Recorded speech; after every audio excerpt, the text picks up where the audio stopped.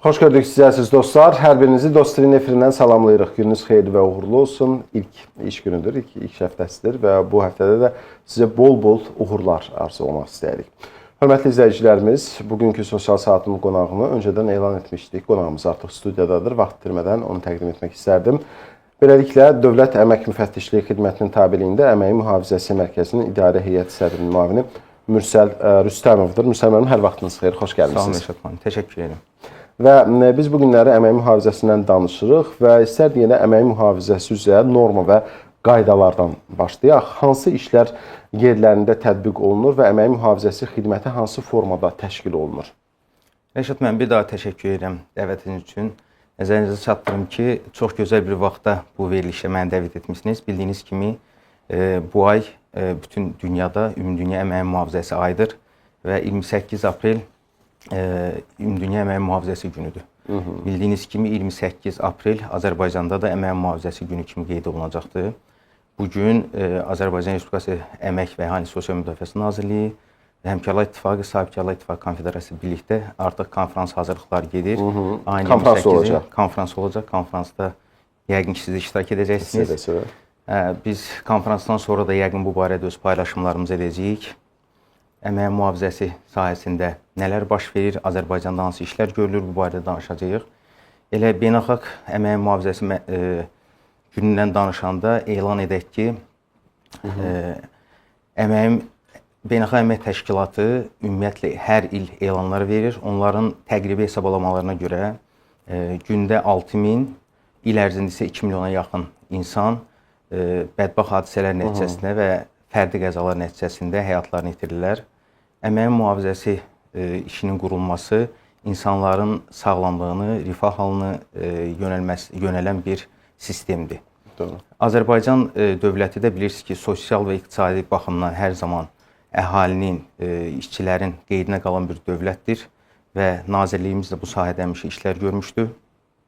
Hətta hələ 2010-cu ildə Azərbaycan Respublikasında ilk dəfə istehsalatda bədbəxt hadisələr və peşə xəstəliklərindən nəticəsində peşə əmək qabiliyyətinin itirməsi hallarından ilk dəfə sığorta haqqında qanun qəbul edildi. Bundan sonra artıq müəssisələrdə bütün işçilər bu sığorta növündən istifadə etdilər. İşə götürənlərin birbaşa məsuliyyəti və borcudur ki, işçilərini sığortalasın.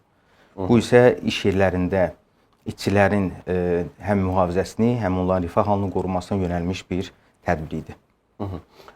Biz bəzən əmək mühafizəsi dedikdə bizdə ümumilikdə həm işə götürənlər, həm də işçilərin özü daha sanki dar çərçivə ilə kifayətlənir.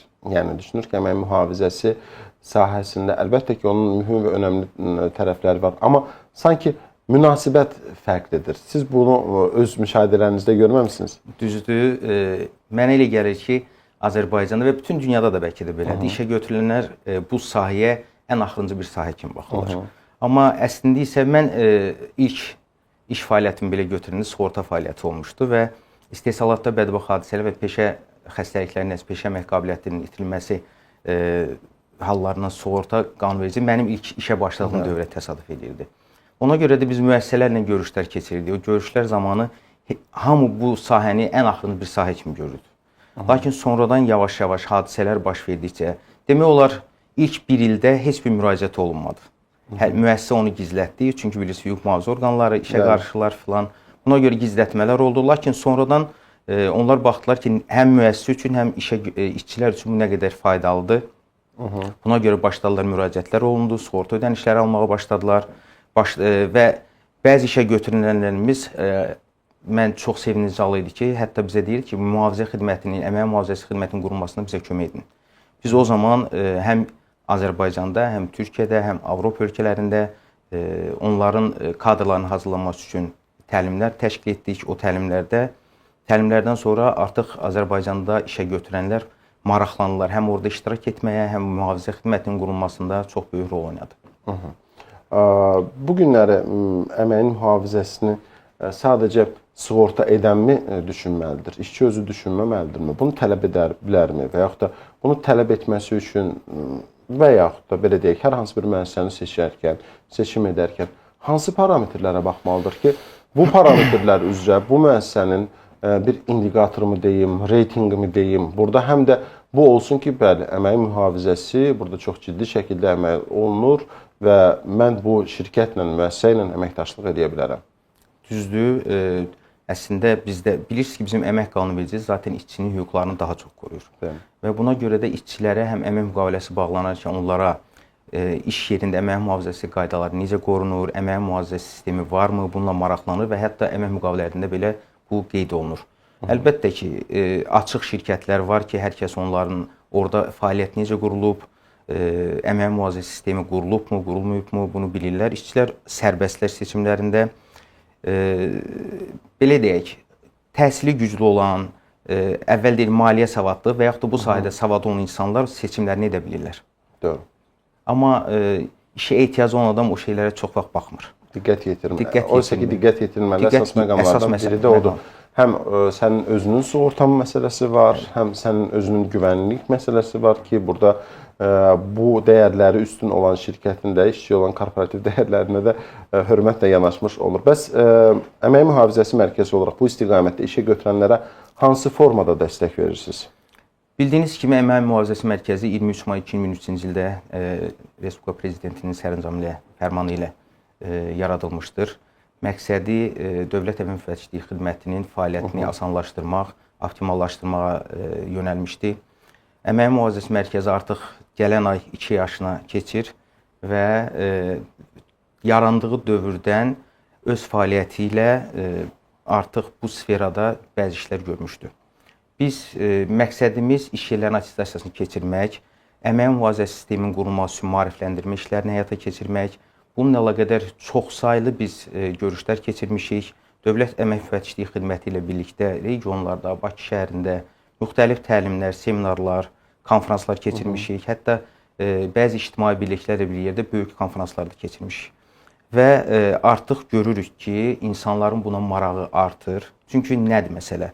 Əmək Mühafizəsi Mərkəzi yaranmaqda əsas məqsədlərdən biri odur ki, yəni qanunvericilikdə zaten var idi. Əmək mühafizəsi xidməti yaradılmalıdır. Müəssisədə 50 nəfərdən çox işçi olan yerlərdə mütləq şəkildə yaranmalıdır. 50 nəfərə qədər isə həvalə üsulu ilə bir nəfər işçi həvalə olunur və işçi əmək mühafizəsi məsələsinə baxır orada.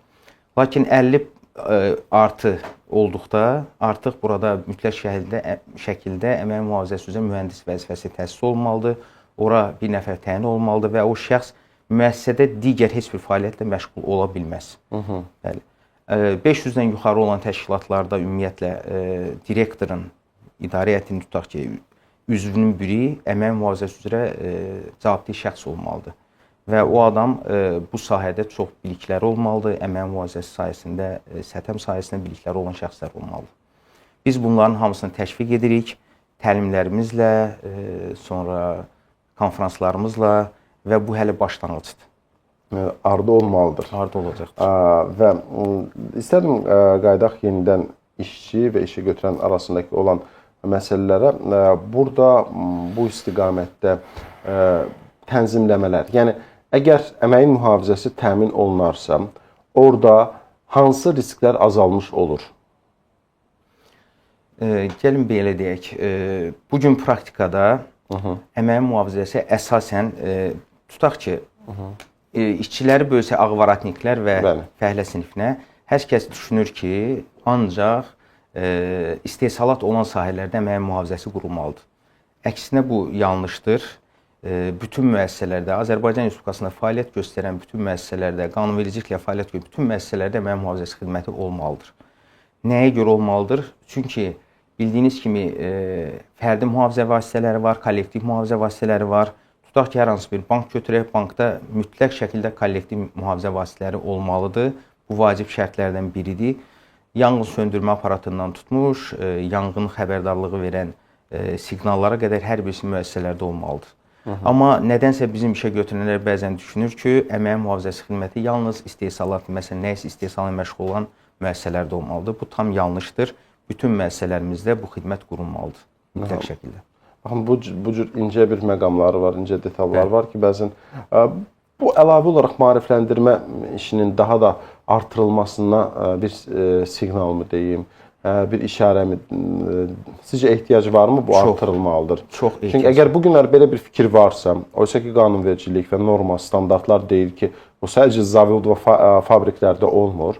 Bu istənilən X bir müəssisədə, X bir şirkətdə bu tənzimlənməlidir. Bir xatırlatma, indi siz dediniz, yadımdan düşdü. Səfərlərin birində biz bir müəssisəyə getmişdik. Müəssisə deyil, bir ofisə getmişdik. Orada əməkdaşlardan biri kofeni götürdü və ağzı bağlamadan sürahədən tutarkən digər bir ayağı sürüşərək başqa bir əməkdaşın üzərinə bəli töküldü, dağıtdı və çox böyük bir ajotaj yarandı. Burada düzgün qurulmamadan, odan tutmuş, təhlükəsizlik qaydasına riayət etmədən, oysa ki, hər ikisi öz aralarında indi üzrxahlıq edərək məsələ həll olunmuşdu. Sonra bu beynəlxalq şirkətdə çox ciddi bir problemə gətirib çıxarmışdı. Adicə bir diqqətsizlik və onun bu cür nəticəsi. Bu yenə də, necə deyim, ehtiyac yaradır ki, maarifləndirmə işinin daha da artırılmasına. Sahibkarın maarifləndirilməsi daha önəmli deyilmi sizcə burada? Bayaq siz dediyiniz, hətta mən ad çəkməyəcəm, beynəlxalq şirkətlərindən birindən insanların və işə götürənlərin və işçilərin maarifləndirilməsi üçün neftlə əlaqədar bir şirkətdir. Pillələr çıxırlar. İşçilər, orada qaydalar yazılmış ki, o pillələrdən çıxdığınızda əliniz surahalardan tutulmasa, onlara deməli töhmət və əmək haqqlarından kəsilmələr verirlər. Bu beynəlxalq şirkətdir. Yəni o dərəcədə o işə yanaşırlar ki, çünki insanın sağlamlığı, onun səhhəti o qədər önəmlidir. Mən düşünürəm ki, sizin dediyiniz vacibdir. Bəli, biz özümüz işə götürənləri də maarifləndirməliyik, işçilərimizi də maarifləndirməliyik, amma ən çox işçiləri maarifləndirməliyik ki, onlar öz hüquqlarını tələb etsinlər. Onlar hətta işə götürəndə bunu tələb edə bilsinlər. Bəli, bu çox önəmli bir məsələdir ki, zaten qanunvericilik işə götürənə bu tələbi qoyur. Əmək mühafizəsi kollektiv mühafizədə qurulmalıdır. Əgər istehsalatdırsa fərdi mühafizədə hər birisi qurulmalıdır. Bunun hamısı şərtdir. İşğaldan azad edilmiş ərazilərdə əmək mühafizəsi istiqamətində tədbirlərdən danışardıq. Bu tədbirlər hansılardır və nə kimi işlər görülüb? Bildiyiniz kimi 2020-ci ildə Müzəffər Ali Baş Komandanın rəhbərliyi altında Azərbaycan ordusu ərazilə Qarabağımızı işğaldan azad etdi. Bütün insanlar üçün, hətta müəssisələr üçün maraqlıdır ki, o region inkişaf etsin, o regionda iş yerləri açılsın. Bizim də Əmək Nazirliyi olaraq, Əmək Müfəttişliyi Xidməti olaraq, Əmək Mühafizəsi Mərkəzi olaraq əsas işlərimizdən biri odur ki, biz də orada maarifləndirmə işlərini gücləndirək və bu sahədə ötən illər ərzində çoxsaylı tədbirlər keçirmişik. Cəbrayılda, Füzulidə, Laçın, Qubadlı, Ağdam, Xocavənd, digər rayonlarımızın hər birisində, işğaldan sonra rayonların hər birisində işə götürənlərlə görüş olmuşdu. 4000-ə yaxın işçiyə təlimlər verilmişdi. Həm əmək mühafizəsi qaydaları, istehsalatda bədbəxt hadisələr nəticəsində zədələr barədə bütün bu sahələrdə təlimlər verilmişdir, davam edir. Hətta qurumlarla, müxtəlif qurumlarla birlikdə işlər görülmüşdü. Mina Təmizləmə Agentliyi ilə birlikdə, bilirsiniz, o ərazilər mina ilə zəngindir. O ərazilərdə necə davranılmalıdır, nələr baş verməlidir, nədən qorunmaq lazımdır, bu barədə çoxsaylı təlimlər vermişik. Düşünürəm ki, cari il ərzində də Mina Təmizləmə Agentliyi ilə çoxsaylı bu cür təlimlərimiz olacaqdır. Ortalama 3800-4000 arası artıq vətəndaşımıza, işçilərimizə bu təlimlər hər birisi verilmişdir. Burada mütəxəssislərin, təlim verəcək şəxslərin keyfiyyətli mütəxəssis olması məsələsi. Bəs o necə tənzimlənir? Bugün Əmək Mühafizəsi Mərkəzinin bəli keyfiyyətli kadrları var, bunlar eləyir, amma bizim özümüzə də ehtiyac var ki, kadrlarımızın kvalifikasiyalarını artıraq. Bununla əlaqədar biz beynəlxalq şirkətlərlə, qonşu və qardaş Türkiyə Respublikası ilə hərtərəfli anlaşmalarımız var. Nazirliklər arasında memorandum bağlamışdır. Bunun nəticəsində biz öz işçilərimizi həm onlayn, həm offlayn üz-üzə təlimlərə cəlb edirik. Və özümüz belə işçi axtarışındayıq. Bildiyiniz kimi bütün işlərdə kadr potensialı əsas rol oynayır. Bizdə də kadr potensialına ehtiyac var. İnsan kapitalı hər şeydən üstündür. Bu mütəxəssislərin yetişdirməsi həm mərkəzimiz özü hazırlayır, həm də mərkəzin işçiləri özü belə xarici təlimlərdən keçirlər. Bilirsiniz, standartlar var, NEBOSH, IOSH standartları var. Mərkəz olaraq biz çalışırıq ki, onların akkreditasiyasını alaq və artıq səthə mütəxəssislərini biz yetişdirərək onlar həmən sertifikatları Azərbaycanda. Əvvəllər bunların hər birisi beynəlxalq sertifikatlar üçün İngiltərədə filan bu sertifikatları alırdılar. Azərbaycanda da yerli şirkətlər artıq bu akkreditasiyanı alıblar, amma mərkəz olaraq düşünürəm ki, biz də tez bir vaxtda bunu alacağıq və kadr çatışmamız da aradan qalxacaqdır. Əmək Mühafizəsi Mərkəzi tərəfindən iş yerlərinin attestasiyası məsələsi necə həyata keçirilir bu proses? Əmək Mühafizəsi Mərkəzi bayaq da qeyd etdiyimiz kimi attestasiyaları həyata keçirir, müraciətlər olunur. Artıq demək olar 2 illik fəaliyyətimizin bir ilini biz özümüz mərkəzin formalaşdırmasına yönəltdik. Artıq müraciətlər olur. EMAS sistemi vasitəsilə işə götürənlərə belə deyək, artıq məlumatlar göndərilmişdir. Bundan sonra işə götürənlər artıq özləri müraciət edir. Bildiyiniz kimi qanunvericiliyin tələbi odur ki, işə götürənlər iş yerlərinin attestasiyasını 5 ildən bir mütləq şəkildə keçirməlidirlər. Amma onu da bilirik ki, yoxlamalar keçirilməsi məsələsində 2026-cı ilə qədər Cənab Prezident qanunu qəbul etmişdi. O qanun 2026-cı ilin yanvar ayının 1-nə qədər yoxlamaları dayandırmışdı. Və buna görə də bəlkə də çox işə götürən düşünürdü ki, attestasiyalar olmaz, saxlaya bilərik. Amma hadisələr qaçılmazdır. Hadisə baş verdiyində bildiyiniz kimi həm hüquq mühafizə orqanları, həm Dövlət Əmək Müfəttişlik xidməti ilk soruşulan iş yerinin attestasiyası keçirilibmi, keçirilməyibmi? Bu barədə suallar verilir, sənəd tələb olunur. Ona görə də bütün işə götürənlərimiz son zamanlar buna çox aktiv yanaşıblar və müraciətlər olur. Müraciətlər olduqdan sonra biz işçilərimizi təhkim edirik. İşçilərimiz iş yerinə ilkin baxış keçirirlər, iş yerlərinin sayını müəyyənləşdirirlər. Sonradan müəssisə rəhbərinin əmri ilə iş yeri attestasiya komissiyası yaradılır. Komissiyanın tərkibində bu sahədə xüsusi bacarığı olan şəxslər, həmkarlar ittifaqı varsa müəssisədə həmkarlar ittifaqından bir üzv olur və komissiya fəaliyyətinə başlayır, iş yerlərinin sayı müəyyənləşdirilir. Bundan sonra günlər müəyyən olunur ki, hansı günlərdə keçiriləcəkdir attestasiya. Attestasiyanın keçirilməsi 30 gündən 90 günə qədər çəkə bilər. Müəssisənin böyüklüyündən, kiçikliyinə asılı olaraq, iş yerlərinin sayına asılı olaraq formalaşdırılır. Bütün bunlar keçirildikdən sonra müəssisə rəhbəri bu attestasiya nəticələri tanış olunur. Attestasiya iş yerinin xəritəsi formalaşdırılır. Attestasiya pasportu sonda formalaşdırılır və müəssisənin rəhbəri əmrlə bunu təsdiqləyir və 10 iş günü ərzində bütün bu məlumatları Dövlət Əmək Müfəttişlik xidmətinə göndərir. Nəzərinizə çatdırım ki, cari ilin aprel ayında 15-dən artıq EMAS üzərindən məlumatları onlayn olaraq müfəttişliyə göndərə bilərlər. Bu günləri biz mərkəzin çox şaxəli fəaliyyəti var və bu fəaliyyətlərdən biri də norma və qaydaların hazırlanmasıdır. Norma və qaydalar üzərində hazırlanma, bu proses necə aparılır? Hansı yeniliklər tətbiq olunub? Deməli, Dövlət Əmək Müfəttişliyinin rəhbərliyi altında fəaliyyət göstərən əmək sahəsində standartlaşma üzrə texniki komitə vardır. Texniki komitə Azərbaycanda normalar, standartların yaradılması ilə məşğuldur. Məşğuldur. Demək olar ki, ötən dövr ərzində 57 standart artıq Azərbaycanda milli standart, yerli standart kimi tanınıb, hazırlanıb və tanınır. Gələcək planlarımızda 111 daha yeni standart tanınacaqdır. Artıq onlarla əlaqədar işlər də başlanmışdır və bunların hər birisi də bildiyiniz kimi Beynəlxalq Əmək Təşkilatının qəbul etdiyi 155 nömrəli konvensiyaya uyğundur. Və bu sahədə də işlərimiz görülür. Həm özümüz maarifləndiririk, işə götürənləri də maarifləndirəcəyik. Bundan əlavə Azərbaycanda bu sahədə konsaltinq xidməti götürən şirkətləri də bu barədə məlumatlandıracağıq. Aydındır. Əziz izləyicilərimiz, biz danışırıq əməyin mühafizəsi istiqamətində görülən işlərdən və heç şübhəsiz ki, yaxın dəqiqələrdə də söhbətimiz davam edəcək. Odur ki, Dost TV-nin efirində qalın. Kiçik bir fasiləmiz var. Fasilənin ardından təkrar qayıdacağıq və mövzumuz davam edəcək.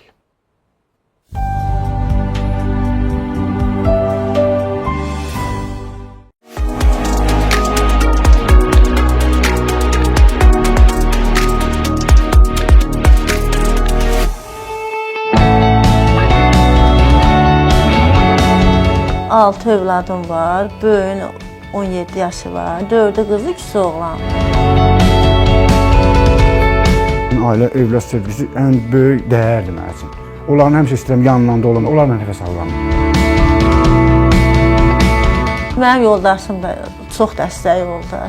Üç balacalarla ilə yoldaşımı bir yerdə saxlayıb böyüdürük.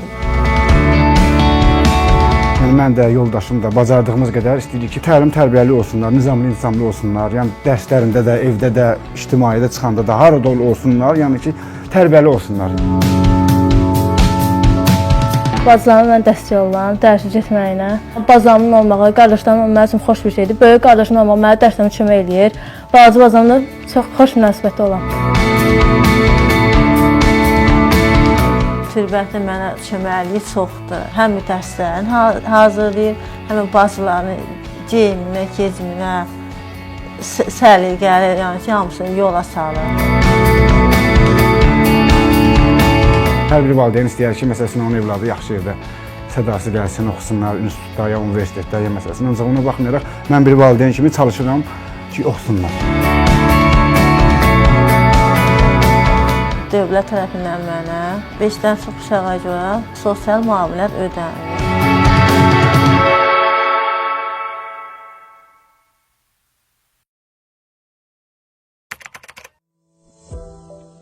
İşləməyən əlilliyi olan şəxslər sanator kurort mərkəzinə göndəriş almaq üçün hara müraciət etməlidirlər?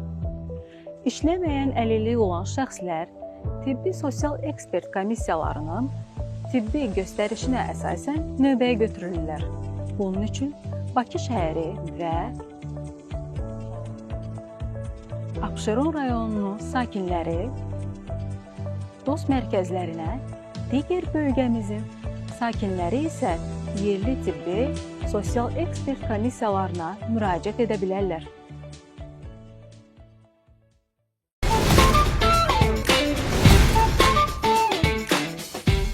Dostunuz gəlir, deyib qarşınıza çıxdı. Hər kəsə Dost qapısını açdıq. Sosial saatda suallarımızı cavablandırıb. İş saatında məşğulluq xidmətlərindən söz açdıq. əngəl tanımayan uğurlarımızı Mənim hekayəmdə milyonlara çatdırdıq. Hər zaman xidmətinizdə ekledik və göstərdik. Yaradıcılığın sirlərini birlikdə öyrəndik. Qayğısına qaldığımız mövzuları təqdim etdik. Rəqəmsal dünyadakı yenilikləri rəqəmsal dostla çatdırdıq. Onlayn müfəttiş olaraq əmək hüquqlarınızı qoruyuruq. sizi maraqlandıran Müxtəlif mövzularla qarşınızda olduq.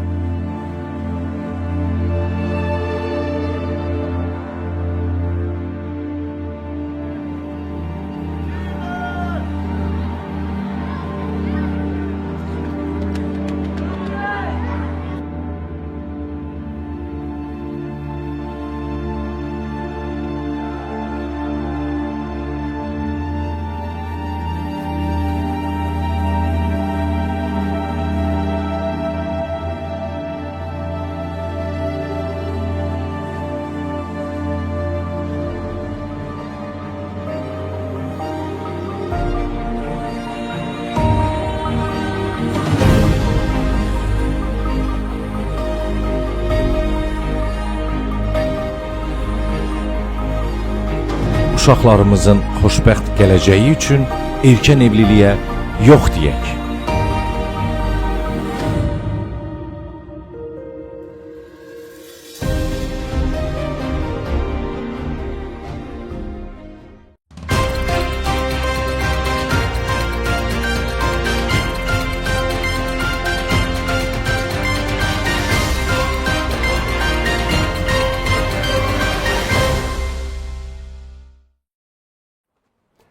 Bir daha xoş gördük sizi əziz dostlar və siz sosial saatdasınız. Biz əmək mühafizəsindən danışırıq. Dövlət Əmək Müfəttişliyi Xidmətinin tabeliyində Əmək Mühafizəsi Mərkəzinin İdarə Heyəti sədrinin müavini Mürsəl Rüstəmov bizim qonağımızdır və biz bu müddət ərzində bu mərkəzin gördüyü işlərə toxunmuşuq.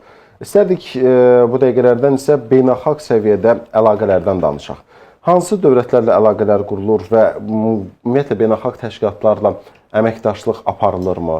Aparılırsa hansı səviyyədədir? Nə kimi nailiyyətlər əldə etmişik? Çox düzgün vurğuladınız Rəşad bəy. Həqiqətən də bilirsiniz ki, təcrübə mübadiləsi olmadan heç bir yerdə nəticələr əldə etmək olmaz. Bu sahədə Azərbaycana ən yaxın olan qardaş ölkə olan Türkiyə Respublikasının təcrübəsindən tez-tez yararlanırıq. Nazirliklər arasında razılaşma memorandumu imzalanmışdı. Memorandumdan sonra oranın nazirliyinin özü ilə, sonra analoji bizim kimi fəaliyyət göstərən qurumlarla işbirlikləri başladı və onların 2 təlim mərkəzi var, Çaşkem. Onlarla artıq təlimlər üzrə biz razılaşmalarımız var, onlayn təlimlərdə iştirak edirik. İşçilərimiz artıq 1 ay bundan öncə onlayn təlimlərdə iştirak etdilər və may ayının ilk həftəsində işçilərimiz Türkiyə Respublikası Ankara şəhərində offlayn, yəni canlı təlimlərə qatılacaqlar. Bu təlimlər nəticəsində həm iş yerlərində laboratoriyalarla tanış olacaqlar, həm mərkəz tərəfindən, Türkiyədəki mərkəz tərəfindən iş yerlərində attestasiyanın aparılması qaydalarla tanış olacaqlar.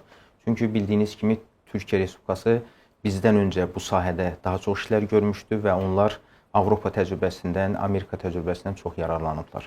Biz də onların təcrübəsindən yararlanacağıq və bu sahədə də işlərimiz davam edir. Bundan başqa bizim mərkəzimizdə beynəlxalq standartlara cavab verən laboratoriyamız təmirə başlanılır. Bundan sonra ən son model aparatlar, yəni cihazlar ora alınacaqdır və bu sahədə də biz türk mütəxəssislərinin dəstəyini istifadə etmişik. Onlar mərkəzin laboratoriyasının binasının qurulmasında bizə öz dəstəklərini göstərirlər. Beynəlxalq təşkilatlar dedikdə isə Beynəlxalq Əmək Təşkilatı, İslam Əməkdaşlıq Təşkilatı, Türk Dövlətləri Təşkilatı ilə sıx əlaqədə çalışırıq və onların dəstəyini də alırıq. Beynəlxalq Əmək Təşkilatının təlim mərkəzi ilə onlayn tədbirlərdə, konferanslarda, seminarlarda işçilərimiz iştirak edirlər və müxtəlif bu sayda sertifikatlar alırlar və bu iş davam edəcəkdir. Aydındır. Bu günləri beynəlxalq standartlara cavab verən hər hansı bir sertifikat və yaxud da şirkətlə X bir müəssisə əməkdaşlıq edirsə, bu halda əməyin mühafizəsini təmin etmiş olurmu? Tutaq ki, hansısa bir beynəlxalq standartı gətirir, tətbiq edir öz şirkətində, öz müəssisəsində. Artıq ehtiyac varmı ki, nəzərdə tutulmuş, mövcud olmuş ölkə üzrə fəaliyyət göstərən əmsi mərkəzin standartlarına da əməl etsin, yoxsa artıq bu standartlar ilə o deməkdir? Yox, müəssisələrin çoxunda bilirsiniz, ISO standartları artıq var, amma bu o demək deyil ki, onun hər birisi əmək mühafizəsi sahəsindədir. Əsasən bütün müəssisələr ISO standartlarını aldıqda idarəetmə sahəsində xidmət sahəsi alırlar və bunu da reklam etdikdə sanki bütün ISO standartlarını almış kimi göstərirlər. Ola bilsin ki, müəssisələr var ki, onlar əmək mühafizəsi üzrə standartları artıq almışlar, amma standartı almaq, bəli, əslində standart verildiyində artıq orada əmək mühafizəsi işi qurulubsa, yoxlayırlar, sonra standart verilir. Amma %90 şirkətlər idarəetmə və xidmət sahəsində alınan ISO standartlarıdır. Aydındır. Əmək mühafizəsi mərkəzinin yaxın gələcəyi üçün əsas hədəflər nələrdir? Hədəflərimiz böyükdür, həqiqətən hədəflərimiz böyükdür. Biz hətta fəaliyyətimizin keçən il ərzindən başlayan nümunəvi müəssisə layihəmiz var. Bu layihə nədir? Regionlarda, Bakı şəhərində, Naxçıvanda, Qarabağda müəyyən bir müəssisəni seçirik. Həqiqətən də bu sahəyə, əmək mühafizəsi sahəsinə önəm verən müəssisələr seçilir. Onlarda biz instrumental ölçümlər eləyirik, onlarda iş şəraiti ilə tanış oluruq, çatışmamazlıqlarını aktlaşdırırıq, göstəririk və onlara o sahəni düzəlmək üçün mütəxəssis kimi köməkliyimizi edirik və nümunəvi bir müəssisə halına salırıq. Bundan sonra isə o müəssisəyə infoturlar təşkil olunur. Bizim iştirakımızla şirkətlər burada iştirak edirlər və o şirkətin müəssisədə əmək mühafizə sistemi necə qurulub onunla tanış olurlar. Bu şirkət üçün də əlverişlidir. Məsələn, istehsalla məşğul olan şirkətdirsə, onun reklamıdır bir növü. Bizim ora apardığımız insanlar o şirkəti canlı tanıyırlar. Məsələn, qida ilə bağlı istehsal edən şirkətlər orada iştirak edirlərsə, artıq könül xoşluğu ilə o məhsulları alıb övladlarına da özləri də istifadə edə bilirlər. Aydındır. Bundan başqa, üzr istəyirəm, bundan başqa gələcəkdə görüləcək işlərimiz çoxdur. Səthə mütəxəssislərinin yetişdirilməsi, və bizim yaxın gələcəkdə olan işlərimiz budur. Müəssisələrdə, Qarabağda, sonra belə deyək, sənaye parklarında, artıq sənaye parklarında bəzi müəssisələrdə təlimlər vermişik. Düşünürük ki, sənaye parklarının özündə belə nümunəvi mərkəzləri yaradılsın. O mərkəzlərə daha çox insanlar getsin ki, yəni Qarabağın inkişafı üçün işlər görülsün.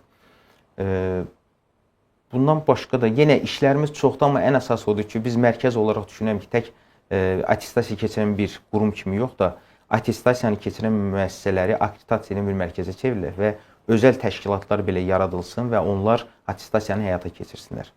Aydındır. Və mərkəzə müraciət etmək istəyən üçün həm vətəndaşlar hansı vasitələrdən istifadə edə bilərlər? Bunun üçün vətəndaşlarımız işə götürün 142 çağrı mərkəzi vasitəsilə birbaşa ofisimizə yaxınlaşmaqla, ofisimizdən başqa dost mərkəzlərinə yaxınlaşmaqla, Zoom vasitəsilə müraciətlər edə bilərlər. Bundan sonra bizim əməkdaşlar onları zaten tapacaqlar və gəlib ilkin görüşlərini keçirəcəklər. Aydındır.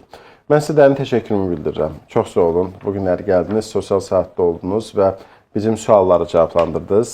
Çox sağ olun Rəşad bəy. Mən təşəkkür edirəm. Əziz dostlar, diqqətinizə çatdıraq ki, bizim studiyamızın qonağı Dövlət Əmək Müfəttişliyi Xidmətinin tabeliyində Əmək Mühafizəsi Mərkəzinin İdarə Heyəti sədrinin müavini Mürsəl Rüstəmov idi. Biz sizinlə sağollaşırıq. Növbəti sosial saatlarda görüşmək ümidi ilə deyirik. Özünüzə yaxşı baxın və salamat qalın.